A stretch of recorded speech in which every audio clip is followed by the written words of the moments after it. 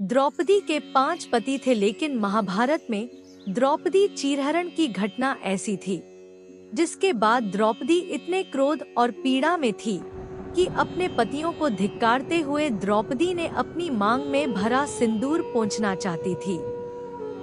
आइए विस्तार से जानते हैं महाभारत की वो घटना। महाभारत में द्रौपदी चीरहरण की घटना ऐसी है जिसकी आलोचना आज कलयुग में भी की जाती है। हस्तिनापुर के महल में दुर्योधन और शकुनी ने द्युत क्रीड़ा यानी चौसर के खेल में पांडव भाइयों को ऐसे फंसाया जिससे कि वे बाहर नहीं निकल सके। चौसर खेल का अंत द्रौपदी के अपमान से हुआ, लेकिन द्रौपदी का अपमान तो केवल महाभारत के युद्ध की शुरुआत थी। पांडव अपना सब कुछ हारकर सर्वहारा बनकर राजमहल में झुकाए बैठे थे, तो उनकी आंखों के सामने द्रौपदी को घसीटकर राजमहल में लाया गया था। आइए विस्तार से जानते हैं महाभारत की वो घटना जब 5 पुरुषों की पत्नी द्रौपदी ने उनके जीवित रहते अपनी मांग का सिंदूर पोंछना चाहा था। जुआ एक ऐसी बुरी आदत है जो व्यक्ति के विवेक का हरण कर लेती है। ज्ञानी, साहसी और पराक्रमी समझे जाने वाले पांडवों के साथ भी यही हुआ। धर्मराज युधिष्ठिर सहित पांडव भाइयों ने अपनी पत्नी को किसी वस्तु की तरह दांव पर लगा दिया। सब कुछ वापस पाने के लालच में द्रौपदी को दांव पर लगाते ही पांडव अपनी पत्नी को भी हार बैठे।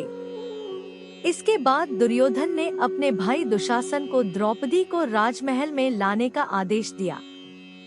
जब दुशासन द्रौपदी के कक्ष में जबरन पहुंचा, तो द्रौपदी को बहुत क्रोध आया।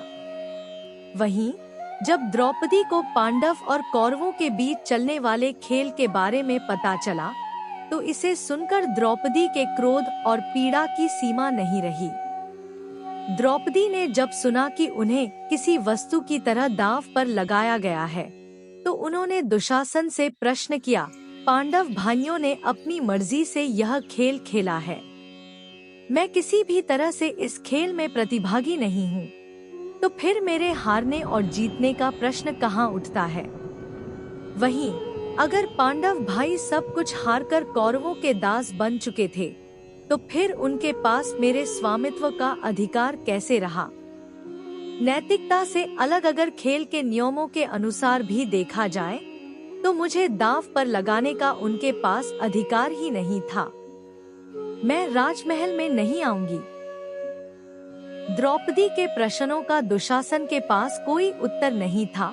उसे तो केवल अपने भाई की आज्ञा का पालन करना था, इसलिए वो द्रौपदी के प्रश्नों को अनदेखा करके उनके बाल पकड़कर उन्हें घसीटते हुए राजदरबार में ले आया। द्रौपदी को राजदरबार में लाते ही दुर्योधन के मन में बसी क्रूरता बाहर आ गई और उसने अपने भाई दुशासन को द्रौपदी को निर्वस्त्र करके अपनी जांग पर बैठाने का आदेश दिया।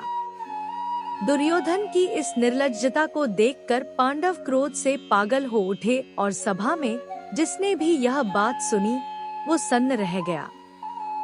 सभा में उपस्थित सभी वरिष्ठजन सिर झुकाकर मौन खड़े थे।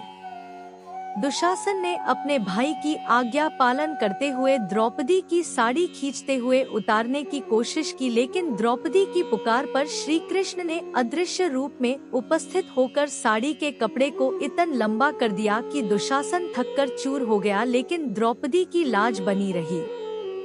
इतना अपमान सहने के बाद द्रौपदी का धैर्य टूट गया।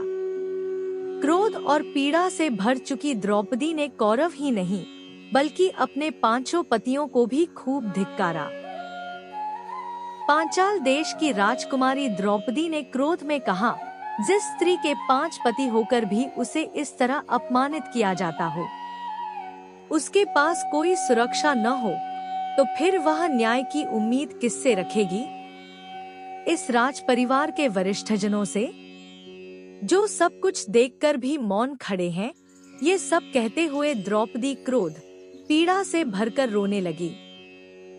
सारी उम्मीद खो चुकी द्रौपदी 5 पतियों की पत्नी होने पर भी खुद को अकेला महसूस कर रही थी। द्रौपदी इतने क्रोध और पीड़ा से भर उठी कि वे पांडवों को धिक्कारते हुए अपनी मांग में लगा सिंदूर पोंछने लगी, लेकिन तब तक द्रौपदी के अपमान की खबर आग की तरह हर तरफ फैल चुकी थी।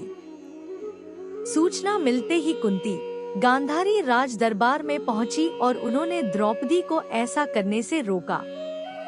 इसके साथ ही कुंती और गांधारी ने इस अन्याय के लिए माफी मांगी। कुंती ने द्रौपदी से कहा, तुम्हारा यही सिंदूर तुम्हें न्याय दिलाएगा। अपने 5 पतियों से न्याय की मांग करो, वही तुम्हें न्याय दिलाएंगे।